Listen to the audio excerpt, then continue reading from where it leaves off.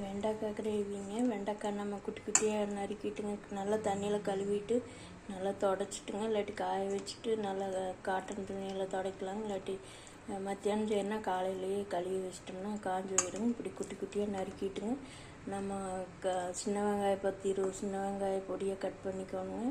பூண்டு ஒரு 4-5 பூண்டு கட் பண்ணிவிட்டுங்க, எண்ணெய் ஒரு கொஞ்சம் சேர்த்தியே ஊற்றிக்கலாங்க. சின்ன ஒரு சட்னி கரண்டியில் ஒரு கரண்டிங்க எண்ணெய், கடுகு, கருவேப்பிலை தலைங்க, சின்ன வெங்காயம் பூண்டு வணக்கிட்டுங்க. நம்ம பாதி சின்ன வெங்காயம் வணக்கினோடனே நம்ம அறுத்து வச்ச வெண்டைக்காயை போட்டுங்க வணக்கிட்டுங்க. தக்காளி ஒரே ஒரு தக்காளி குட்டி குட்டியாக நறுக்கிங்க போட்டு அதை வணக்கிட்டுங்க. சாம்பார் தூள் 1 டீஸ்பூனுங்க, கல்லுப்பு 1 டீஸ்பூன், இல்லாட்டி பொடி உப்பு நம்ம தேவைக்கானது போட்டுங்க. புளி ஒரு சின்ன உருண்டை கரைச்சி ஊற்றிங்க. சின்ன எலுமிச்சம்பழம் அளவு நம்ம தேவையான அளவு கரைச்சி ஊற்றிங்க. ஒரு 10 நிமிஷம் வெண்டைக்காய் வணக்கிடணுங்க. அதுக்கப்புறம் தான் நம்ம தக்காளி ஓடணுங்க.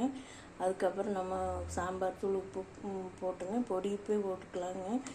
ஒரு சமயம் கல் உப்பு கரையாத மாதிரி இருக்குங்க. அப்புறம் நம்ம புளி தண்ணி ஊற்றிங்க, மறுபடியும் கலக்கி விட்டுங்க. சிம்மில் ஒரு 5 நிமிஷம் கிளறி விட்டு வச்சோம்னா நம்மளுக்கு வெண்டைக்காய் கிரேவி ரெடி ஆயிருங்க. புளி ஊற்றுறதுனால நம்மளுக்கு இது சாப்பாட்டுக்கு பிணைஞ்சு சாப்பிட முடியுங்க. இல்லாட்டி தயிர் சாப்பாட்டுக்கு பிணைஞ்சிக்கலாம். இல்லாட்டி சாப்பாட்டை இதிலே போட்டு கலக்கி குழந்தைகள் ஸ்பூன் போட்டு கொடுத்தா வெண்டைக்காய் சாப்பாடு விரும்பி சாப்பிடுவாங்க. ஸ்கூலுக்கும் கொடுத்து விட்டுக்கலாங்க. நம்ம நல்லா இதை நசுக்கி விட்டோம்னா வெண்டைக்காய் நல்லா கிரேவி மாதிரி வந்துடுங்க. அவ்வளோதானுங்க. நம்ம பெரிய வீடியோ போட்டாங்க. அது இனிமேல்தான் வரேன். புதினா சட்னி வீடியோன்னு சேர்ந்து போட்டிருக்குங்க. அது எப்போ வரும்னு தெரியலைங்க. இப்போ இது மட்டும் காட்டலான்னு